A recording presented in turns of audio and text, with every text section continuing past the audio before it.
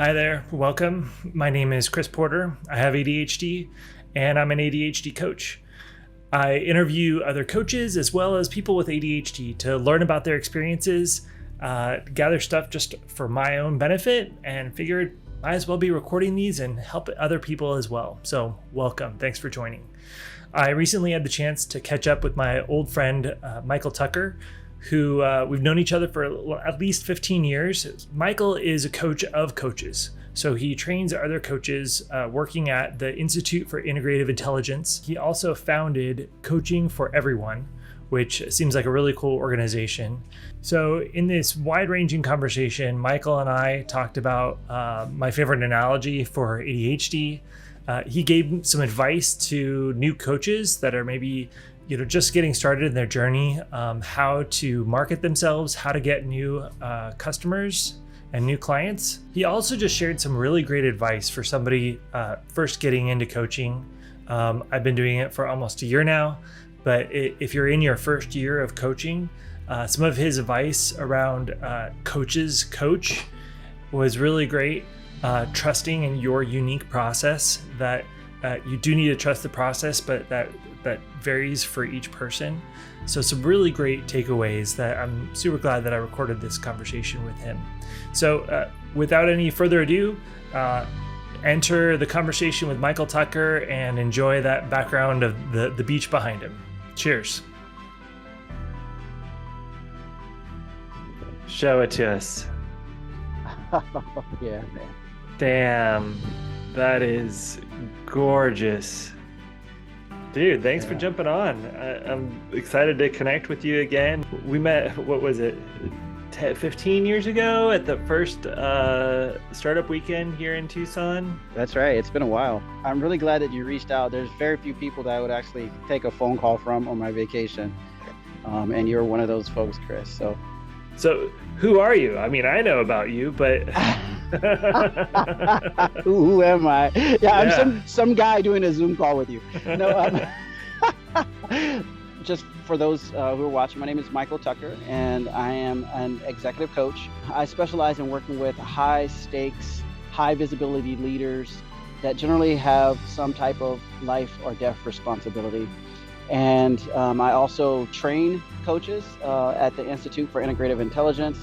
I am one of the founding members of a nonprofit called Coaching for Everyone. We just released a book called The Conversation About Coaching, and it's the intention of this organization is really about getting more folks with diverse backgrounds into the coaching profession. Cool. Well, I reached out because a little bit of my background, I've been doing freelance and consulting work for the last 6 years. In my work consulting businesses and doing Notion and using Notion, this piece of software to help organizations kind of align and get everybody on the same page and just be effective, I've worked with a few entrepreneurs and CEOs that have ADHD, and I found my tribe. Like I was diagnosed when I was 6 years old. I love getting to work with other people that have that mindset, that are creative, that their minds are, just everything's possible and going, fast. The term I've heard for ADHD is, it's like we have a Ferrari engine with bicycle brakes. It's like our brain is going. I like that analogy because it feels true for me that I have this amazing brain, but I do have those bicycle brakes that I need to work on, or if I can improve that, but yeah, capitalize on my strengths. So I reached out because I'm starting to do some coaching for other people with ADHD, and I just wanted to hear your advice to somebody that's just starting out. What advice would you give to yourself in your first year of coaching? Absolutely. Well, what I would say first and foremost is that number one, you're not just starting out. Your entire life has been preparing you for this opportunity, all of the relationships you've built, all of the experiences you've had, the wins, the losses.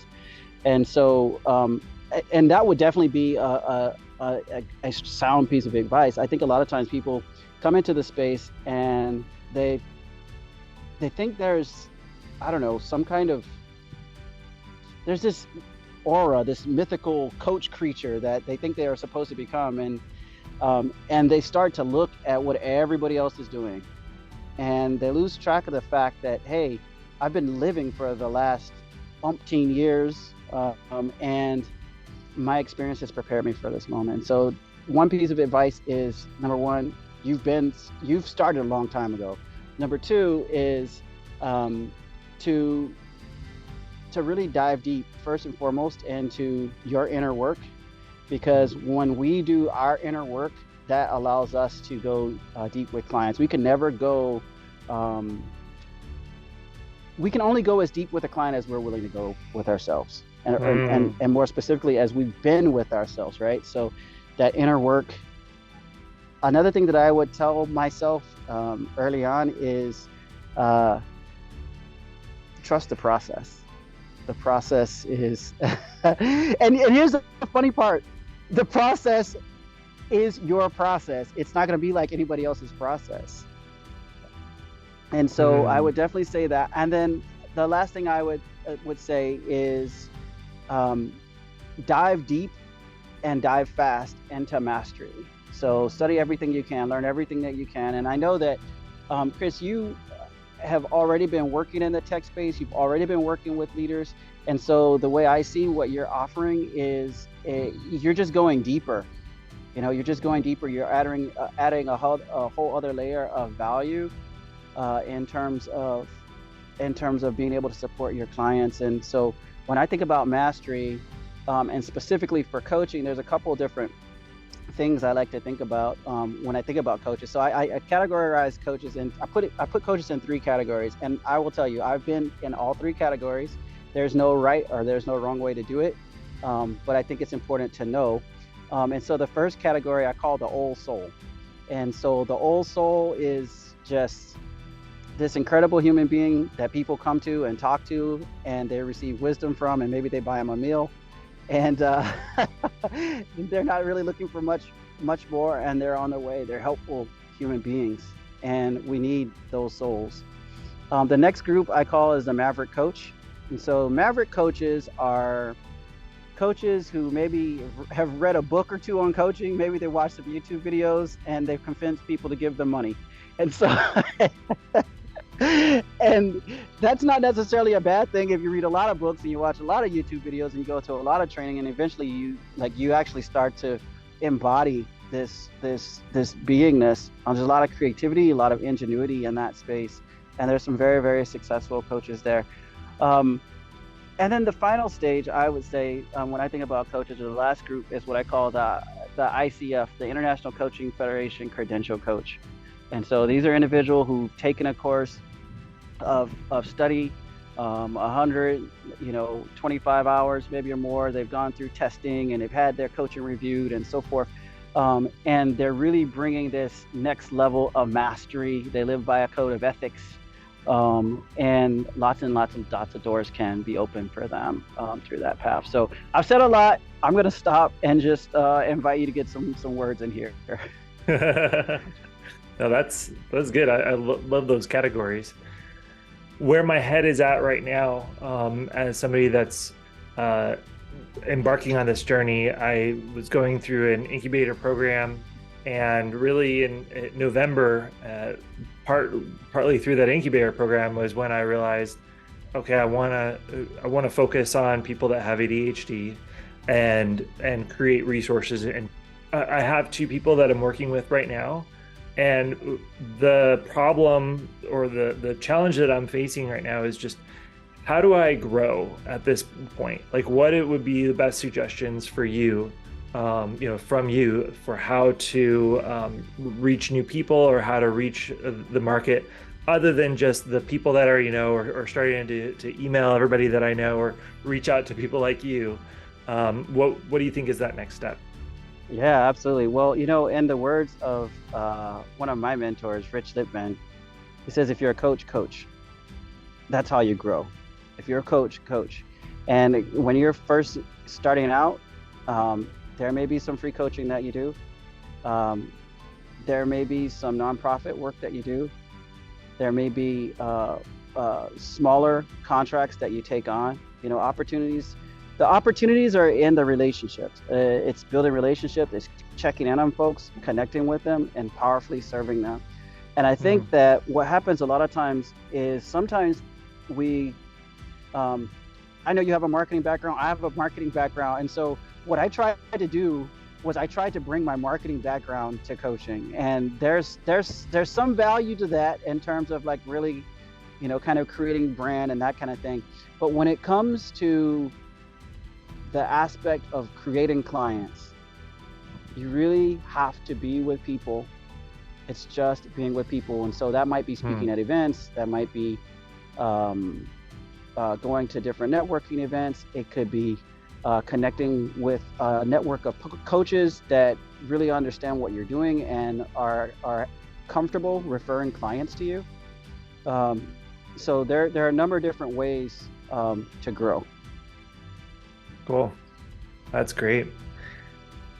So maybe this is the last question, but I'm open to having more. As I've been doing some of that deep work, I've been journaling and kind of doing like morning pages and just uncovering what is inside me, what has been my growth process. I still have ADHD and I'm never gonna not have it. And so coming to terms with some of those challenging times in my life that maybe I wanted to forget, and just saying, okay, like I've moved past that, but I still every day have to overcome some of the challenges of just the way that my brain works. I'm curious to hear maybe either your story or just in general. So with my journey, I've had people speak into my life over and over again. And while I wouldn't necessarily call them coaches or where they weren't somebody that I had hired, I think those people speaking into my life were giving me a perspective and were either being a mirror towards me or were helping to set the direction that I don't think I could have come to on my own. And so I've been realizing the value of those people, those mentors in my life and those coaches. And so now I'm trying to learn how to effectively communicate what is the value of coaching in general, and what is the value of somebody working with me as a coach. So I'd just love to hear you speak on what is the value that you see in the world for coaching? Like, why does coaching exist? Why is it needed and necessary? Yeah, absolutely. This is a topic that I could talk about for a very long time. So coaching it's a partnership. It's a collaboration of two individuals that are moving towards a future that they co-create. And when I say partnership, I mean that in the deepest sense of the word. This is not, coaching is not about me telling a client what they ought to do or how they ought to be, but it's really holding space for them and inviting inquiry such that they are able to tap into the truth of who they are. It's, in a nutshell, coaching, you as a coach, you get paid to be really present and ask incredible questions. And so the value, I can tell you right now, I just saw an article on the plane ride out here, and this article was in, I think it was in Fortune, and in this article they talked about how this one company, Time Inc., replaced all their managers with coaches, and what they saw was a 20% increase in their business. And coaching, the power of coaching is really about supporting people and creating a reality that they otherwise probably would not be able to create on their own. That's the power. And you could use this tool. I can tell you, I've used it with Fortune 500 companies. I've used it with startups. I've used it with senior military leaders. I've used it with government agencies, and I've used it with 15-year-olds. So it's a matter of how you want to focus your energy and attention. And it sounds like you have a very lived experience as it relates to ADHD.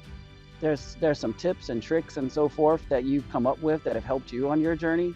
And I think that those tips will help others. But I think the biggest value you can add is just really being there and being comfortable in your own skin and inviting them to do the same. Mm. Well said, sir. Well said. This has been awesome. I definitely want to chat with you again sometime, either recorded or not recorded, and just hear more and catch up. Anything else that you would want to share with somebody, or if you had to look back and imagine yourself, a year into the coaching process, what else would you want to tell, that younger Michael Tucker? Yeah, absolutely. I would say definitely keep the candle burning, because coaching, here's the thing, coaching, like any other endeavor, is a journey. It's not a sprint, it's a marathon. And let me just paint some context here. When I first started out coaching, I was a Maverick coach, Well, I guess you could say I started out as an old soul and then moved into that Maverick coach space. And it was good, and it was interesting. It was a lot of fun. And I served a lot of people. And I couldn't quite figure out, how I was going to make this thing sustainable, how I was going to make it work long term. But here I am 8 years later, and I'm spending a month down here because I've created a life where that is possible. And so I would say, stay the course. If this is truly a call for you, and I'm looking at you, but I'm talking to anyone who's watching this. If you feel called to do this work, and you feel called to serve a particular group of people, whether it's folks with ADHD or executives, or maybe it's teenagers, stay the course, trust the process, and allow yourself to be taken to exactly where you need to go. And I'll say the last piece, if you have any conversations in your mind around abundance and around financial sustainability that are not helpful, get help with that. That will limit your ability to not only create the life that you deserve, but will also limit your ability to serve powerfully and deeply. So I'll just leave you with that.